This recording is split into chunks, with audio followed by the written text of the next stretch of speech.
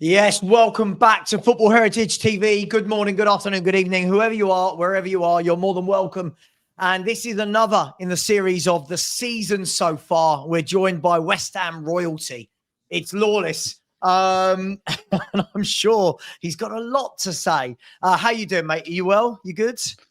Yeah, I'm well, mate. I don't feel like royals. I feel like an absolute peasant right now as a West Ham fan with everything that's going on. But other than that, I'm good, mate. Well, we'll get into it. We're going to be getting Lawless's takes on all things Potter, all things Nuno, all things West Ham, new signings.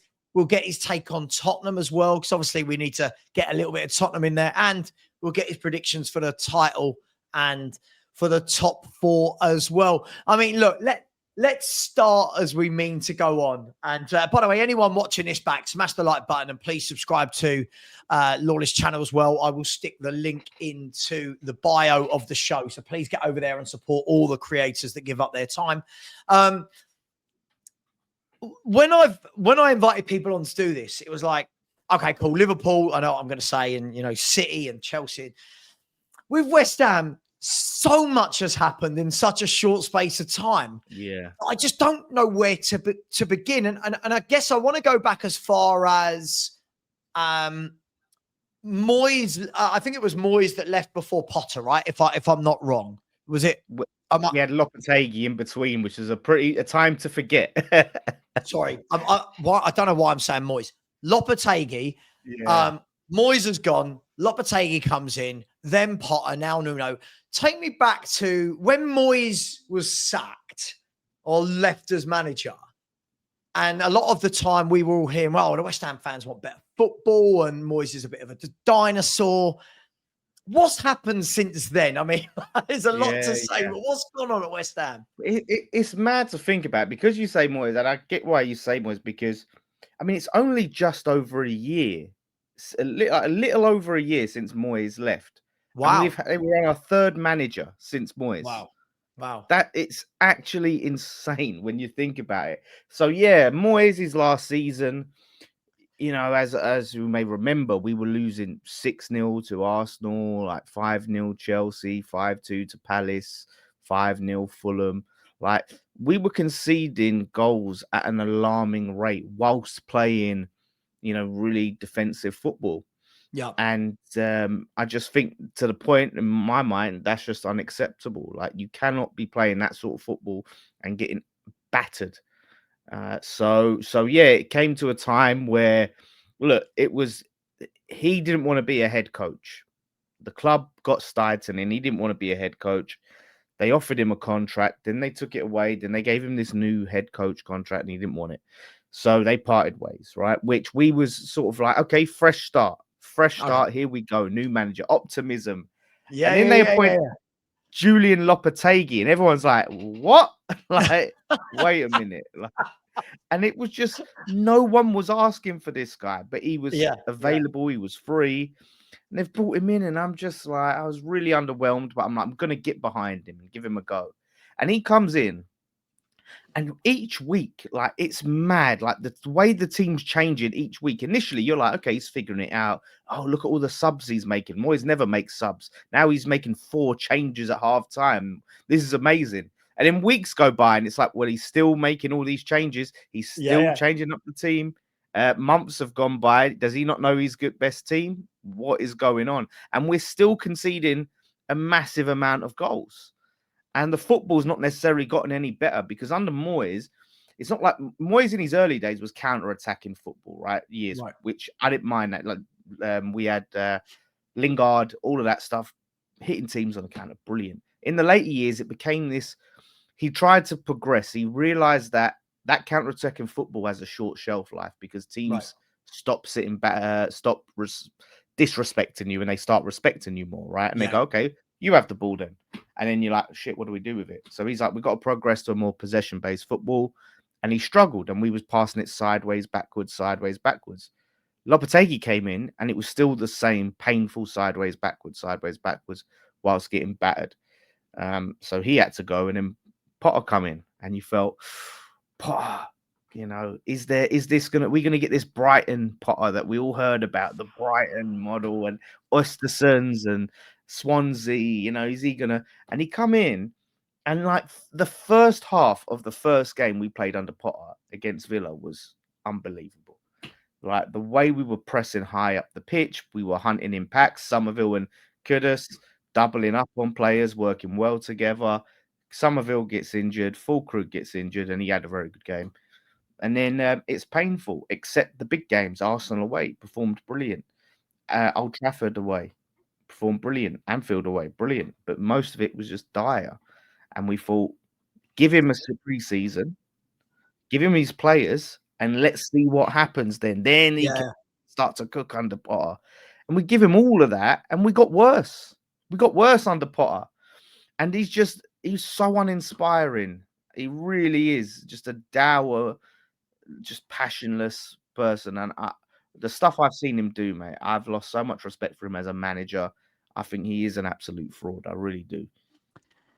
It's interesting, isn't it? Because one of the key things you said there, and first and foremost, 3 managers in a year is, I mean, that you can't build as a football club like that.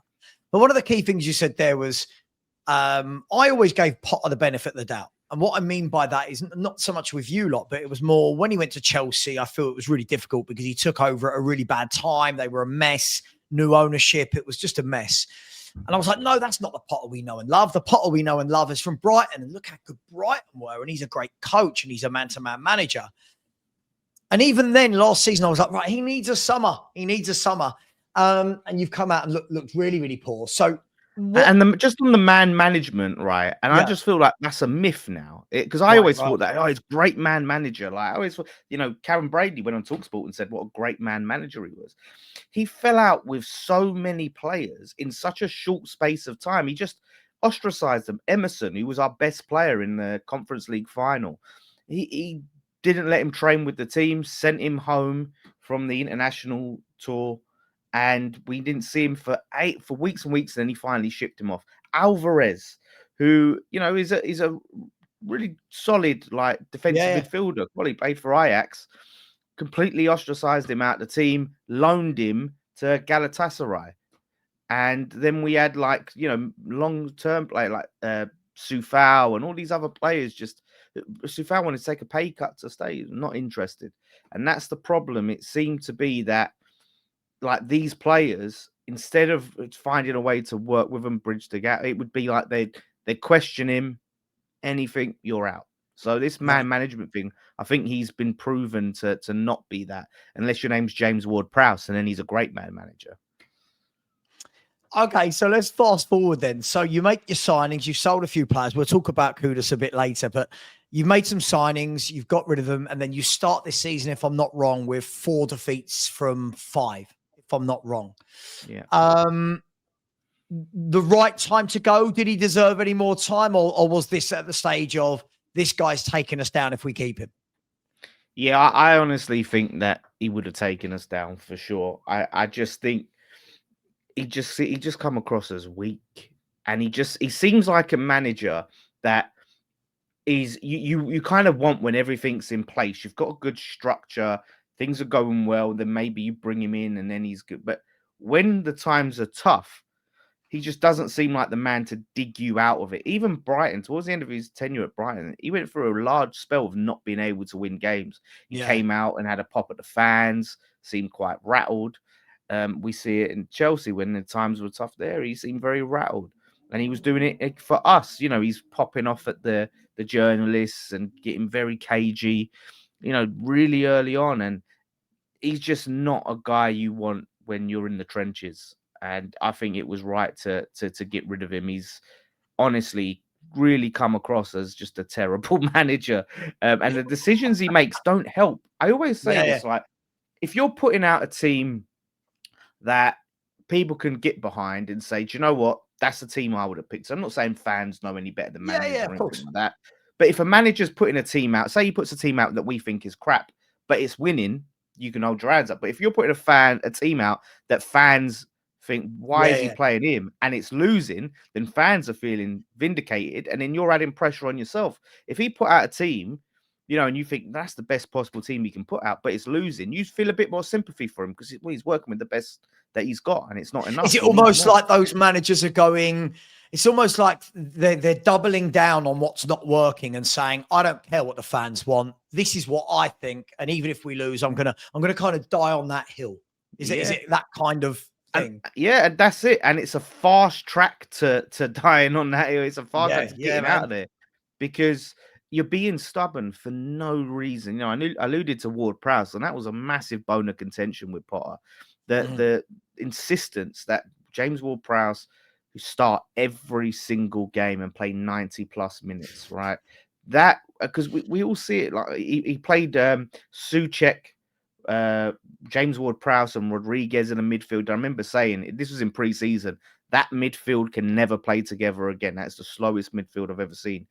And I think he played him against Chelsea and we got ripped apart. He played, I can't remember if he played that combo against you. Ward-Prowse definitely played. I don't know if Rodriguez played, but I think Souček played. And that's where Souček got sent off. You played, so Tottenham v West Ham, you played Ward-Prowse and Souček with Fernandes, Paqueta and Somerville. Yeah.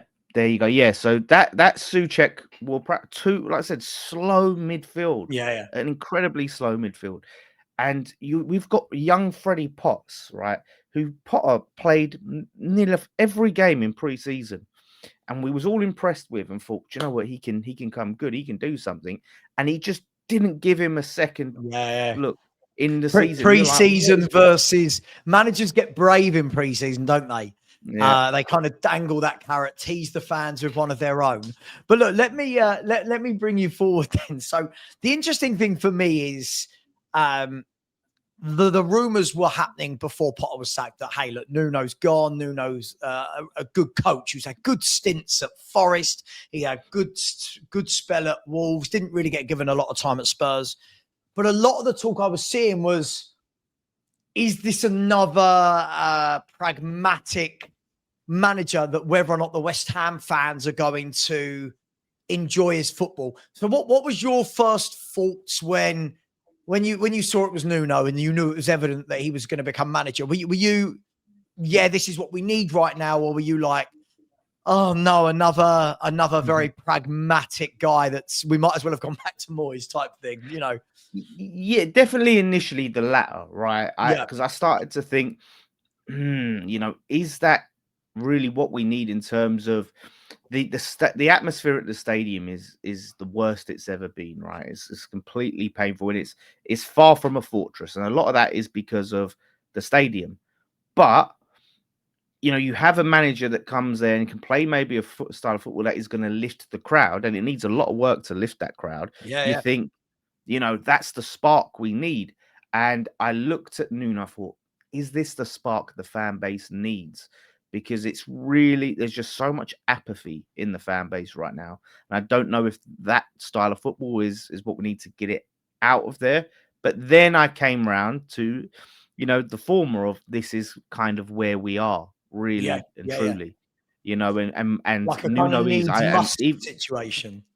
Yeah, exactly. And Nuno, even when I was skeptical, I always maintained I believe he is a good manager. I really do think he's a good manager.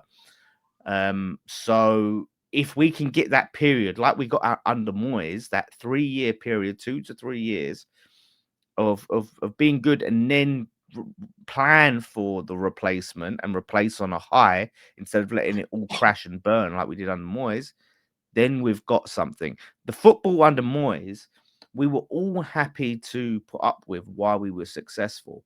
It's getting battered and playing crap football that we couldn't abide by, and it would be the same for Nuno. So, look, this season, and he's just got to really just keep us away from trouble. That's all of his expectations are. So, but you would before we look at the start that he's had, 2 tricky games, I think. But before we look at that start, if I was to sit here and say, right, you're going to follow the Nottingham Forest era under Nuno, you would take that, right? Would that be something you would take?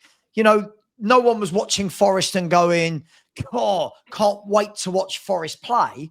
But they were hard to beat. They were getting results. They hardly conceded goals. He got the best out of the big man.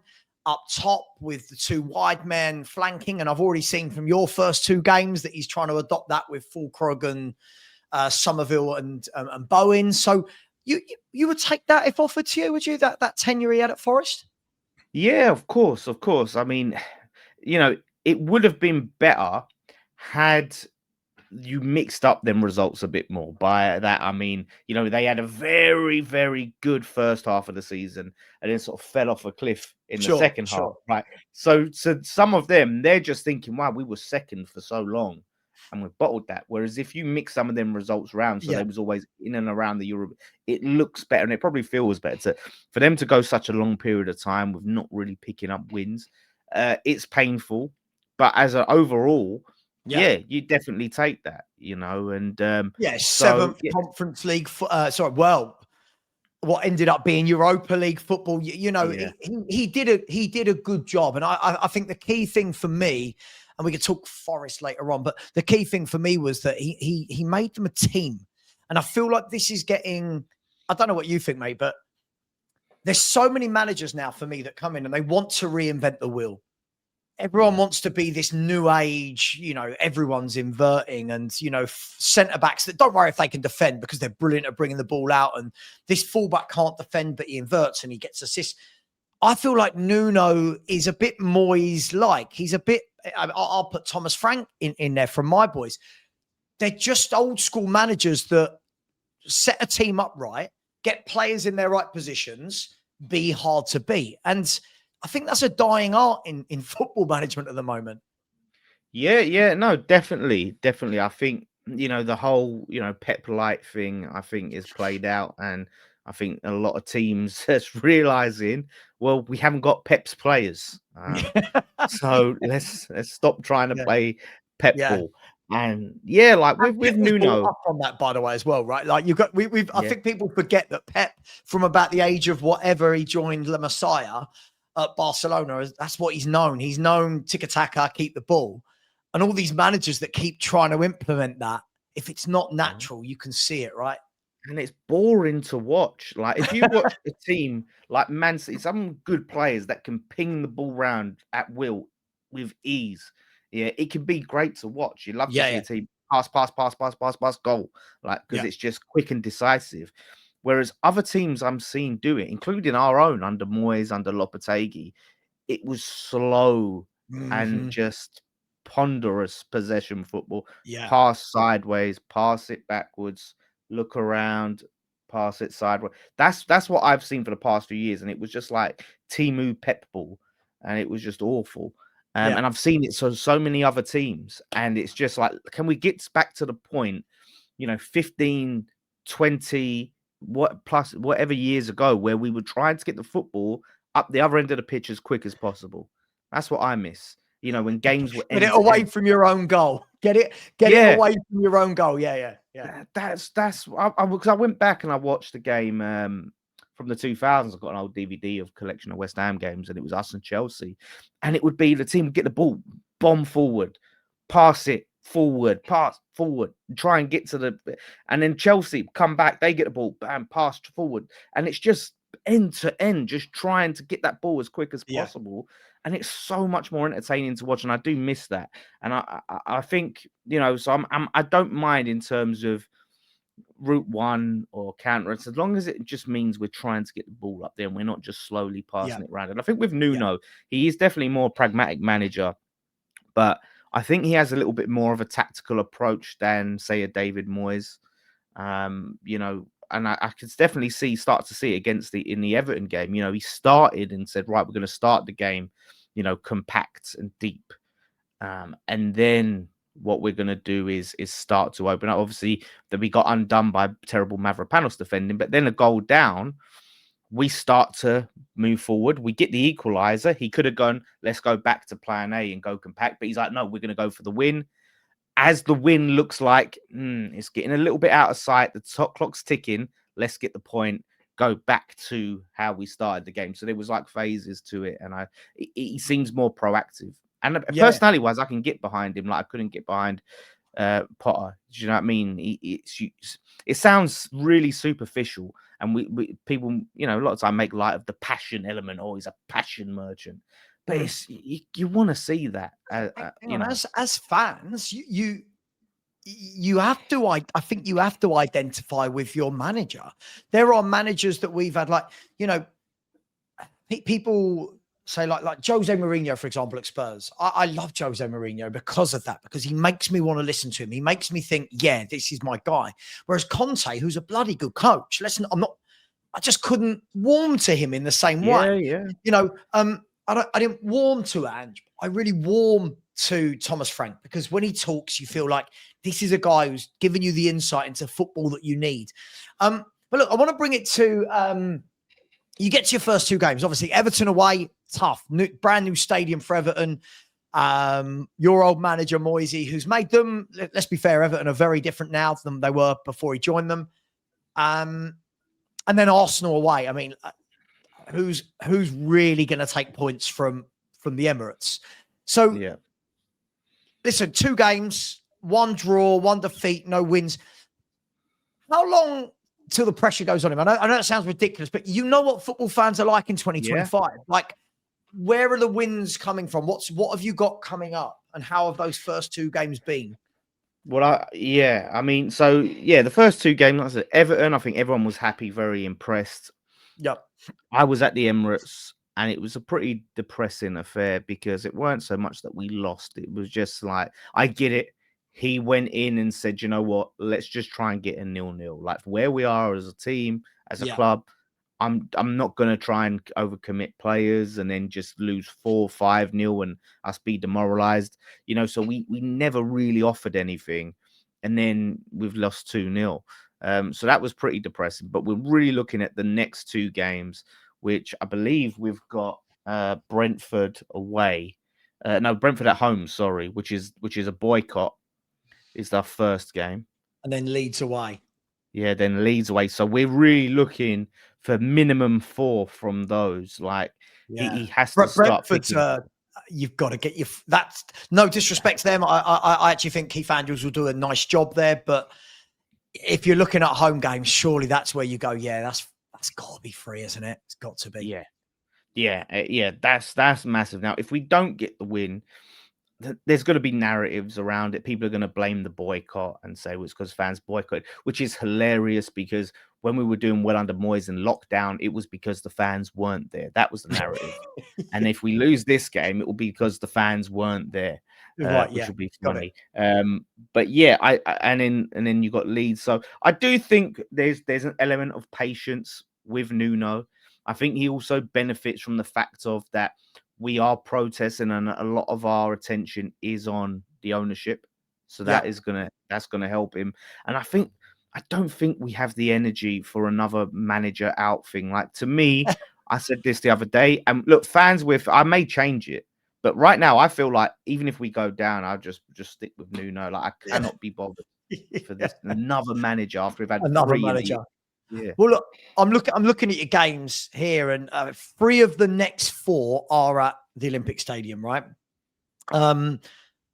Massive opportunity. Brentford at home, Burnley are in there as well at home, Newcastle at home, Leeds away. Look, if you were going to say Nuno, forget Arsenal, because I think that's Arsenal I hate saying this as a Spurs fan, they are bloody good.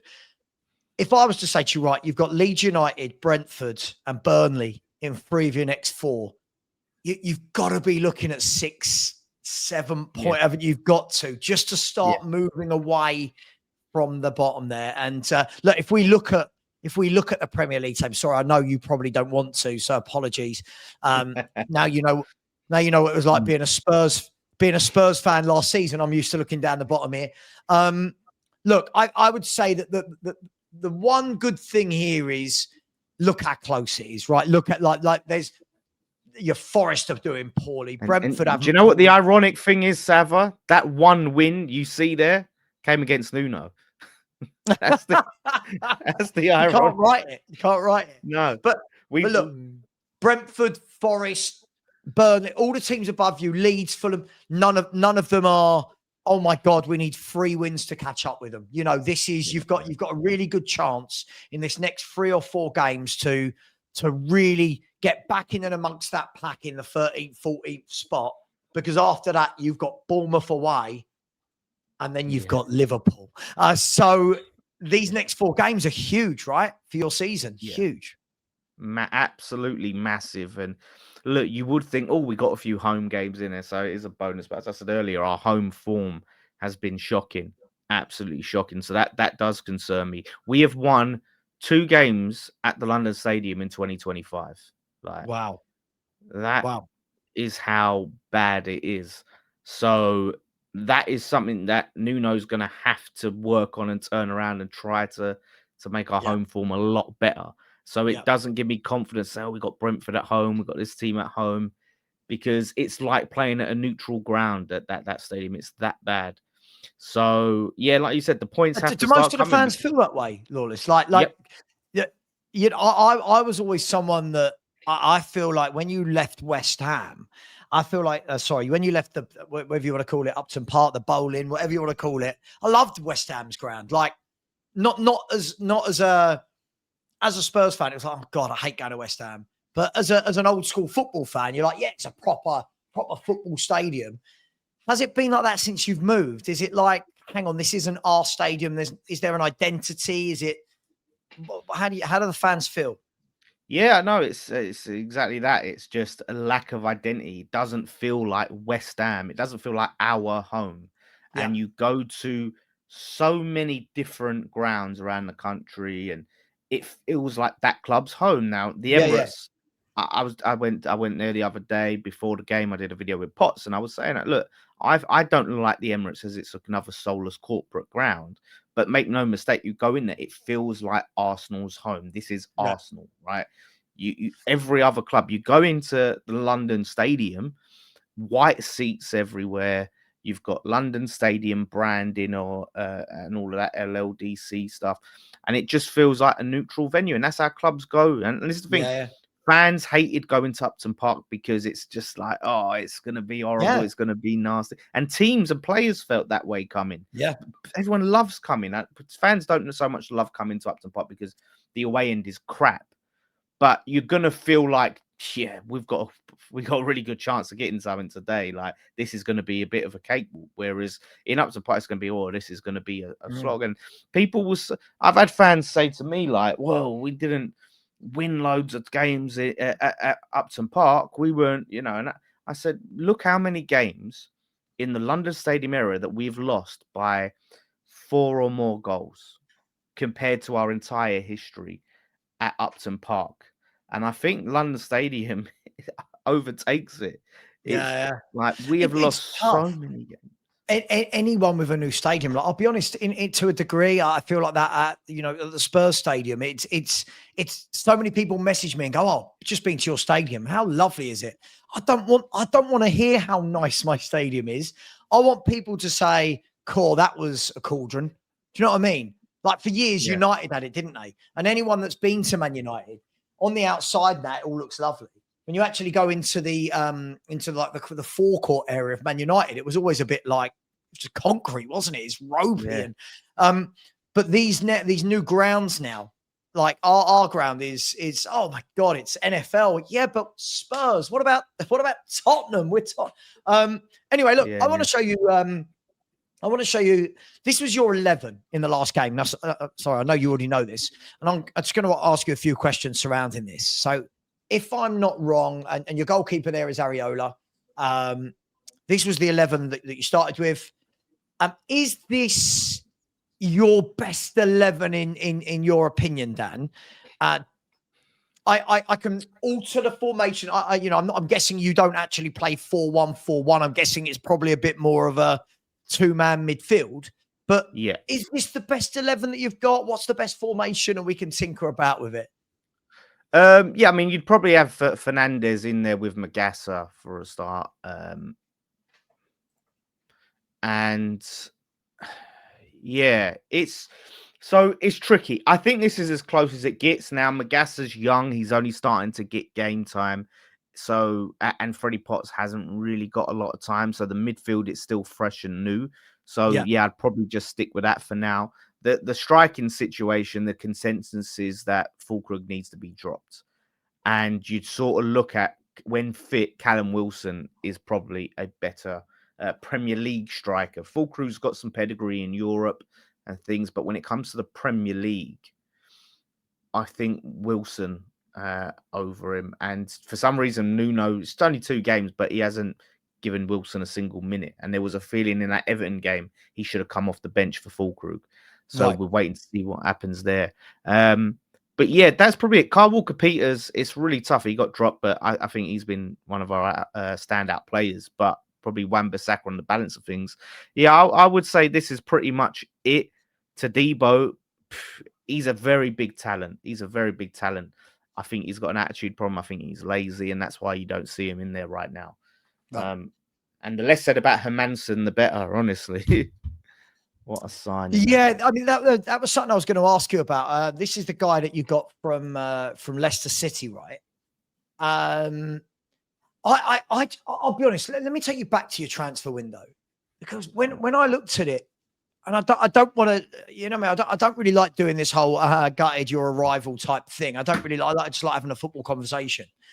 I looked at the signings and I was like, I'm not sure what West Ham are doing. I couldn't see what was the plan. What were you going for? And when I looked at Fernandes, Hermansen, Magassa, Walker-Peters, it just felt like it was very much a transfer window of convenience, like what was available, rather than, hey, here's a plan. Am I being harsh on West Ham there, or somewhere in there? I think that's somewhere in the middle. I think Kyle Walker-Peters was definitely one of those convenience. Wilson was definitely one of convenience. The Hermansen thing, there was a bit of a power struggle behind the scenes over the goalkeeper situation. It seemed that Sullivan favoured John Victor, and Sullivan's little cronies favoured John Victor, who went. Is he the Brazilian guy? Yeah, the Brazilian guy. He's at Forest now. And we left him stranded at the airport. And then Potter, and this is the mad thing, right? We had goalkeeper coach Javi Valero, who has been there, I think, since the Pellegrini era. He's been the goalkeeping coach. No matter who's come in, Javi Valero is the goalkeeper coach. Potter comes in, he ousts Javi Valero and brings his own guy in. Javi Valero goes to Liverpool as the goalkeeper coach, and Potter's guy brings and pushes for us to bring in Hermansen. Potter gets sacked along with his goalkeeper coach. Like I said, Javi Valero's at Liverpool. We're stuck with Hermansen. So that was just this and I was at that point of, if Potter wants Hermansen, back the manager. Manager wants a player, that's where we are, right? Over Sullivan. But we backed him, and he died by that decision. Because that, honestly, I look at him, and I'm not writing him off completely, but so far, he's been worse than Roberto. We had Roberto, who was horrendous. You look at Hermansen against you guys, flapping all over the place. And he was brought in, I think, because Potter wanted a goalkeeper that can play out from the back, which really frustrates me. It's another modern football thing. And I just think, first and foremost, if you're a goalkeeper, be good at saving shots. That's what I want. Do you know what I mean? Yeah, catching the ball, save the ball. Yeah. All of that. Not how good is he with his feet. And he was decent with his feet, but as a shot stopper on corners, honestly, my heart was in my mouth every time we conceded a corner. It was horrendous. And yeah, there didn't seem to be a real plan. Magassa, Fernandes, I think, were brought in because we desperately needed some legs in midfield. Those were seen as talent, and younger players. We needed to bring the average age of the squad down, which is why Wilson raised eyebrows, because we had the oldest squad in the league. So we've brought in Diouf, who's actually been a very, very good signing. Yeah, I like the look of him. Yeah, he's good. 20 years old. Magassa, 20 years old. I think Fernandes is 2021. So it's all about bringing the age down. And for a goalkeeper, Hermansen, I think it's 26, 27. But yeah, just some of them signings so far hasn't really worked out. And now we're stuck with Hermansen, and we're hoping he comes good. But if that's what he brings, playing out from the back, and now we've got Nuno, I don't see how he fits. Yeah. So did Nuno immediately from game one put in Areola? Yeah, so this was the thing. This was the match. So game week 1, Areola was dropped by Grandpa completely, like for not just Hermansen's in. Right. Hermansen's plays game week after game after game and has an awful time, except for Forest, where he keeps a clean sheet, but ultimately ends up getting dropped, and Potter brings back Areola because it's just, I mean, it was that bad. He needed to drop him. And then Nuno comes in and Areola's the guy. Right. So I'd be surprised if we end up seeing Hermansen. Obviously, we're not in the Carabao. Maybe if we get a lower team against in the FA Cup, we may see him again. But I just don't know if he's going to fit. It's just, honestly, he's so erratic. But I heard he had so many good performances last season, like against Arsenal, which I didn't watch Leicester Arsenal. But don't you think it's? I always think with goalkeepers that play for the teams at the bottom, they normally, when their team goes down, they normally end up getting a club in the Premier League because people go, oh my, like Ramsdale had this for years, right? Yeah. Oh God, but he was brilliant in Sheffield United, brilliant in this. You're like, yeah, but when you've got 25, 30 shots against you every week, your save percentage is going to be big, right? It's going to be because you're facing so many shots. So I do feel that it's slightly skewed. But look, there's one more player I want to talk about before I get your prediction for the seasons for West Ham, before we talk about a few other bits for the last 20 minutes. Crescencio Somerville is one. I just want to end on him. So that's a player I really like. I really rated him at Leeds.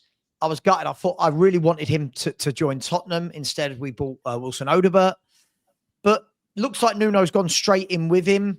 He got man of the match against Everton. What are your thoughts on Somerville? And do you think that the way Nuno plays with his wide men are very much on the counter, supporting the big target man? Do you think Somerville could have a good year, or is he just not the guy for you?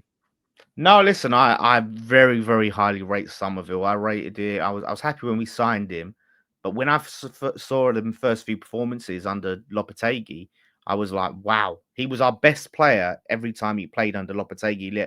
Lopetegui would do the thing where he plays brilliant, and then he's dropped for the next game. Then maybe comes off the bench, and then he starts, but then he don't come off the bench at all in the following game. And he was just in and out of the team, and it was just such a source of frustration because it's like, hang on.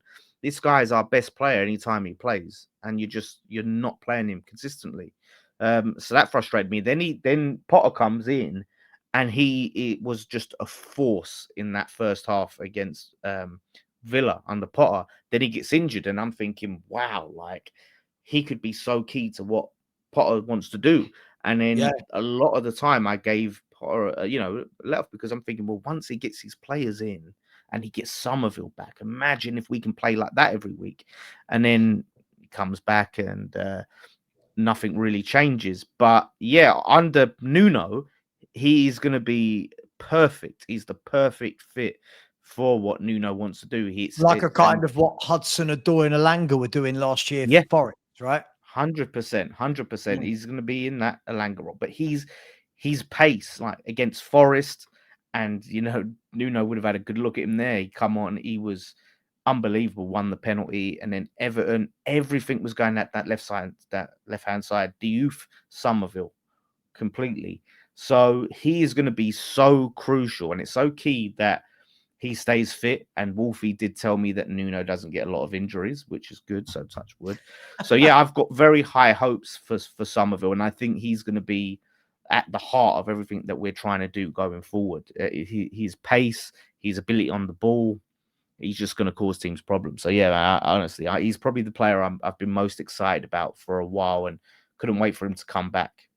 Yeah, no, I like him. I hope he has a good season for you guys. And obviously, we all know we don't need to discuss Jared Bowen. We all know what Jared Bowen's going to offer from the right hand side. Let me ask you then, before we move on to other clubs, where, if I know it's very difficult, new manager, your second bottom, where are West Ham going to finish this season? Yeah, do you know what? It is tough. It is tough to predict right now. It's one of those things. Like after Everton, if you asked me, it would have been a bit higher based on the performance. After Arsenal, it's probably dropped down a few. Can change from week to week, but without the sample size, I'm probably gonna say 12th, if I'm honest with you. I just think I do think we've got enough to push away from that. relegation zone. Yeah, I But do. I just think we're missing a bit, like in defence. We're missing an experienced quality midfielder. And the striker situation as well. We had Callum Marshall come off the bench. Young lad looked really good against. Well, I say looked really good. He looked like he belonged, against Arsenal. Only so much you can do. He beat Saliba in the air for a header, which is a big thing for a youngster. But I don't pin my hopes on him. Wilson is injury prone and hasn't had a minute under Nuno, and full crew just ain't looking like he's up to the prem. So we do need that striker. So I do think those things are going to cost us. So yeah, I'm going to say season's probably 12. Hopefully, if we get win our next 2 games, I may be feeling different and with convincing performances as well. Yeah, of course. But I think where you are right now, you take that, right? Maybe not at the beginning of the season, but right now you take that. Listen, I as a Spurs fan, I don't care about West Ham per se, but as a football creator, I hope for you, West Ham pull away from there and do their thing. Because I'll be honest, there's teams I'd rather see relegated than West Ham, if I'm brutally honest. I won't go into that right now. Let me ask you, for the next 7 minutes, I want to ask you about my club. Obviously, I have to watch my club week in, week out. I know my club inside out. Nice to find out what fellow creators think, and not in a panel show settings. In panel show settings, it's just your shit, your shit, your shit, your shit, Tottenham, lots changed. Managers changed, backroom staff's changed, medical staff have changed. Got some higher caliber players have come in. Sonny's left the building. Daniel Levy's left the building. What do you make of everything that's going on at Tottenham Hotspur since winning the Europa League? Yeah, I mean, overall, it seems like a step in the right direction. I think in terms of manager style, it's probably what you've been needed since last season. I think you were in a similar situation to us in the fact that pre-Nuno, you'd had Conte, you'd had Jose. I think there was a bit of a yearning for a more entertaining attacking style of football. Sure. And you'd got that in abundance. It's like I always used to hear the stories like from my aunts that when they got caught smoking, and then my nan would make them smoke the whole pack of cigarettes to try and get them off of it. You like smoking, do you? Go on, finish the pack. One go. Yeah. That's it. You want attacking football? Here you go. It's the most attacking. You've had that with that. So you want attacking football, right? No back four. There's no back four. That's it. So you've had that, and you're going to a little bit more of, I think, a middle ground. Whereas Thomas Frank can be pragmatic. He can be pragmatic when he wants to be or when he needs to be. Yeah. So it's a little bit more of a balance, I think, in terms of the type of manager that you've got, and someone who's a little bit more tactical that can switch it up and you can go. So I think it's a step in the right direction. Some signings, you'd made some exciting signings as well. A bit surprising at times, because it's always a tough one with Spurs, because you do go in that period where it's like, wow, Spurs. And then there'll be games where you're expected to blow teams away, like Wolves. Yeah. And then you're like, wow, Spurs. Yeah, like 2 wows. It's just you start to drop points in games you're not expected to, and then you start to think, well, where is this Spurs team really? And look, I think Frank, he's had a little bit of criticism I've seen from Spurs fans, just nothing massive, but just certain decisions in games where you go, okay, this substitution or starting this player, Kudus on the left, he should never do that. He should never, ever, ever, ever, ever do that. I think he did that. Don't know if it was against Wolves or he put in there for 15 minutes in the second half against Wolves, and you saw very quickly he went, didn't work. Go back. Go back. I wish Lopetegui would have done that. He didn't do it 15 games. It probably was more like Lopetegui. He did in 15 minutes. So yeah, he's still finding his team out. Do you like him? Do you like Frank? I do. I would have loved to have had Thomas Frank, at West Ham. Like, we was linked to him, and you just think it's just a manager that isn't just like, this is me. This is my plan A. This is how I play football. Yeah. And love it or hate it, I'm going to do this thing. Like Amorim, like so many of these players were, this is my style. It's like, I think that's crap. That's poor. You're playing millions of pounds and you only know how to play one way. Yeah. Like, you've got one It's all that dying on a hill again, isn't it? It's all that. Yeah. this is how I believe football should be played, and screw you if I get it wrong. That's what you've got. But what I like about Thomas Frank, and he was, listen, I said I want Frank or Glasner, because I want a coach. My big thing is I like a football coach. I like somebody that can look in a game and go, this isn't working, let's change it, or hang on, what's the opposition got in their strengths today? Let's try and negate that. I like that. And look, let's be fair, right, Dan, right? If I show you this, I am still seeing Spurs fans moan. And when you look at that, after 7 games, I mean, only one team has conceded less than us, and that is Arsenal, who've got the best defence in the country.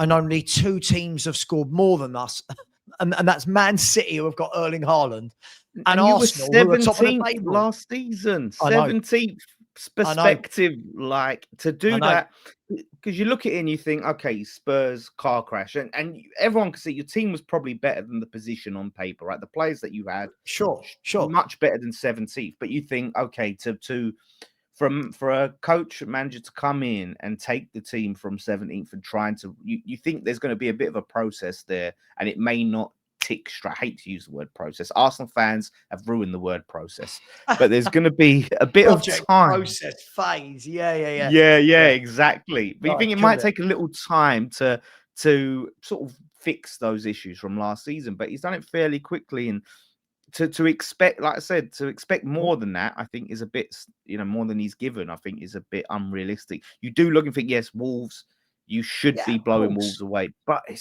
those results are going to happen. They're going to happen over the course of a season. Yeah.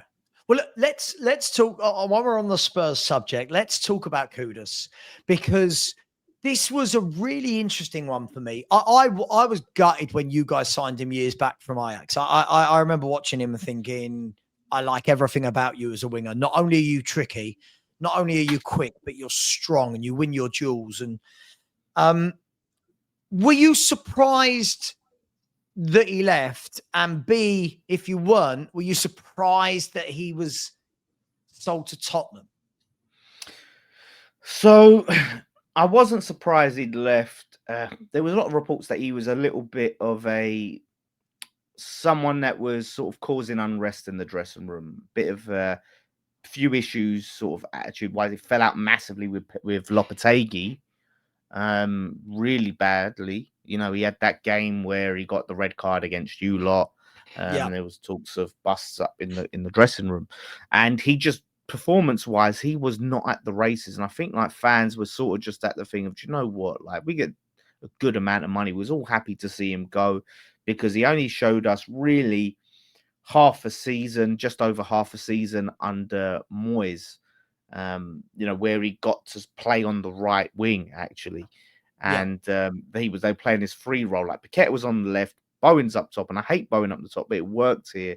Kudus on the right. They had like this free-flowing, interchanging like situation where Bowen could drift back out wide, Kudus could come in, Paqueta could come in, and it was like interchangeable, really, even though they had them roles, and they were brilliant. At that time, I was like, wow, we got one of the best front threes in the league, like, performance-wise.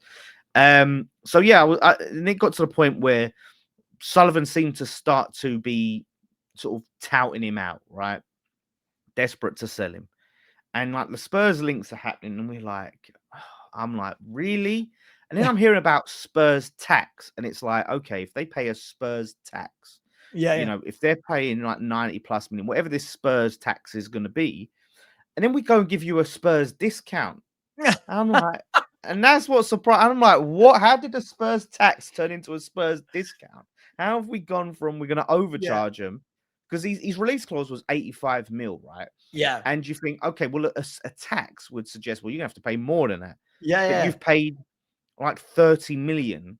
And I know you're not necessarily going to get the release clause, but you think even 70 or something, like you expect 30 million under the release clause is insane.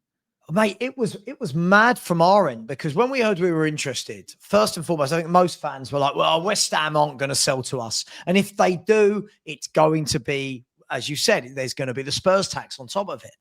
So we were hearing that we'd put in a bid at like 50 odd, and we were told, oh, hang on, you're going to have to, the number's going to have to start with a 7. Right? We were like, the number's going to, we were all going, yeah, that's Spurs aren't doing that. And then it just sort of came out the blue immediately. It was like, Spurs have signed Kudus for 55. And we were like, okay, we'll take that.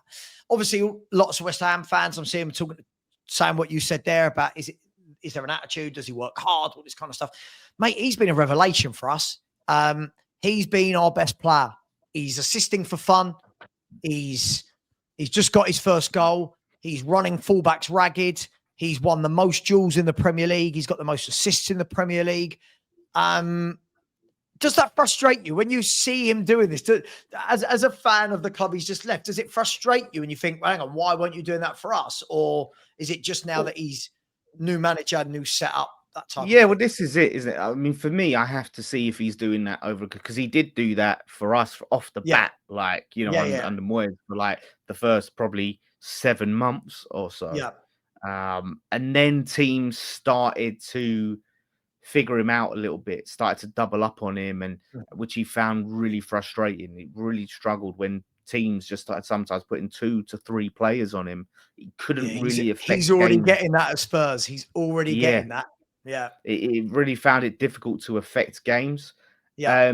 So yeah, that's what I have to see. Of course, I don't want to see him doing it for Spurs now, but for me to look and go, why weren't you doing that here? I need to see him do it over maybe the course of a whole season, or like you look at him at 2 seasons, you go, wow, he's been consistent. My big problem, and I would, you know, saying this to Tobes and some other Spurs fans before, it's like, you know, to watch him, he's one of the sort of players you pay your money to watch, right? It's why you go to football, to see someone like that who's great on the ball, can take players on, works hard, will fight to the death to keep hold of the ball when someone's trying to get it off of him. Issue has always been decision making in final third. Head down a lot of the time, player in a better position, go for goal in an impossible position, hit side netting, over hit across because you're not looking, you're not paying attention, or you just want to be the hero and go for goal when Jared Bowen says wide open. And I saw it so many times, and you just think, why so selfish? Like, you know, if you're not in a position where it's on, pass it. And he wasted so many opportunities like that. So that was always my big source of frustration with him. So you can see with him, the difference at Spurs at the moment is we didn't have a Jared Bowen, right? We didn't have a Paqueta. Yeah, we had a son that was getting old that has obviously left, and Kudus has come straight in, and we're looking and going, gee, wow, you are head and shoulders technically above anything we had. And what we realized very early on was he's going to have 2 men on him, and the problem that we've got is we don't have a good left winger. So at the moment, what's happening? Everything we do is going down the right-hand side. He's the outlet. We didn't even have the outlet in the middle. Now Xavi Simons has gone to the 10. There's a little bit more of a right. He can link up with Xavi Simons. But before, I felt sorry for Kudus because he had no playmaker to bounce off. He's got no centre forward, because I'm not including Richarlison as a centre forward or Tell. I'm not getting into that. But again, at the weekend, he was just magnificent. Just set up the goal, got his own goal. And he's won the most ground duels this year. He's won the most duels this year in the Premier League. So there's something there. But yeah, listen, thanks for Kudus, I suppose, is the upshot to that. Thank you for giving You're us not welcome. You're not welcome. He's I've wanted a winger like this at Spurs for a long time. And I think there's too many wingers for me now that are lightweight. When you look, I look at the Sanchos and all of those people that have been playing throughout the years, and every 3 or 4 games they do something, but they're lightweight, they're easy to push off the ball. This guy's a bit of a throwback. He's a bit of a throwback. That's one really regret about Kudus is that we didn't get to see more of Kudus and Somerville together. We only got to see them for a very, because Somerville he's smaller, but he's very much in that same mold. He's quite physical. In that Villa game, he bullied Tyrone Mings off the battle.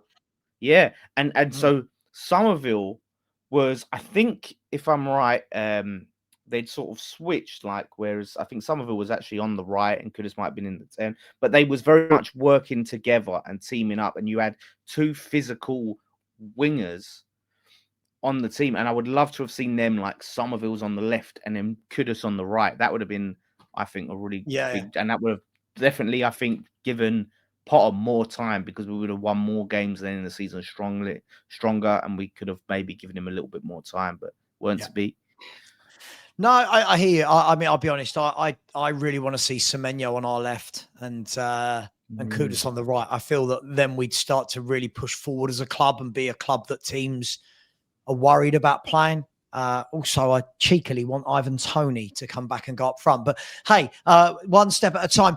Dan, just before we finish up, talk to me. We don't want anyone to win the league other than our own team, but realistically, we know our teams don't win Premier League titles. So who is winning this title this year? Who are your favourites for the Premier League title? Yeah, do you know, I'm gonna stick with Liverpool. A 3 shaky games isn't enough to make me change my whole prediction. Obviously, Arsenal have got their tails up, but it's their period of time. We've seen this before. We've seen seasons where they've been on top for most of the season. Everyone felt like they were going to win it, and they have gotten better players in. But I do think Liverpool overall, it's going to tick, and Wirtz is going to tick, and Isak will start to. Remember, he didn't have a pre-season, and he's going to get to that point. And obviously, they've been missing Ekitike. Ekitike, unbelievable how he started the season. So once he comes back, like, they've got enough there. So I'm going to stick with Liverpool. I'm not writing off Man City at all either. I won't discount them. I think they're going to go under the radar, but I'll stick with Liverpool, I'd say. Just anyone but Arsenal for me. Right. So we can agree on that one. As rival fans, we can agree on anyone but Arsenal. Look, for me, I say it like this. Liverpool should, because they got the title-winning team and then spent 430 million. Arsenal should, because he's been there 6 years. They've spent loads of money again, and I think they've got the strongest squad in terms of depth. But I'm going to go with Man City. And the reason I'm going to go Man City is I think they're going to go under the radar, like you said. And I think if you keep Erling Haaland fit when he's in this form, they're not going to lose many games because he will score goals. Now, I don't think this is the City of old at all. I don't think this is the City where you go 4-0 today, 5-0 today. But they look better defensively. Now they've got Donnarumma in goal. Rodri's back. Don't know. I just fancy City. But City or Liverpool over Arsenal. Bournemouth. Sod it. I want Bournemouth to win the Premier League title. Joe, that'd be brilliant to see. We'll go with Bournemouth. That'll be Dan, just before we wrap up, tell people where, I'll put the link in the chat. Where can people find your channel? Where can they subscribe to you, mate? Yeah, so 2 channels, Lawless Live and West Ham Fan TV. So, you can find me on either of those channels. Obviously, I'm also on, as Savva is, 12 Football 12 Man. I do the This Is London on Sundays, so you can find me there, putting up with the rest of those clowns. But, yeah. Hang on. Do you have to sit on a panel with Wolfie? No, but he does pop in occasionally. He is great entertainment, isn't he? He is superb. He is great. I would love to be on a panel with him right now with everything that's going on with Forest. Do you know what? Ask Potts if you could join this Thursday's Let's Talk Ball, because every week he says something crazy, and every week he manages to deflect it away somehow. And it's so frustrating. But look, Dan, thanks so much. Listen, by the way, Lawless goes from strength to strength, 2 channels. You can see him. He's on Sky these days and on TalkSport. He's on the Overlap. We're sitting with West Ham royalty. Dan, really appreciate your time, mate. Thank you very much. Apologies that we're in International Week. And God, it's shit. But never mind. Guys, please get over and subscribe to Lawless's channel. Please subscribe to myself. Smash the like button. Leave your comments. I will respond to them as long as they're normal, no abuse, just normal football comments. I'll return them. Thank you very much, and really appreciate you. Take care. Thanks for having me, mate. No worries, man. And as always, come on, you Spurs.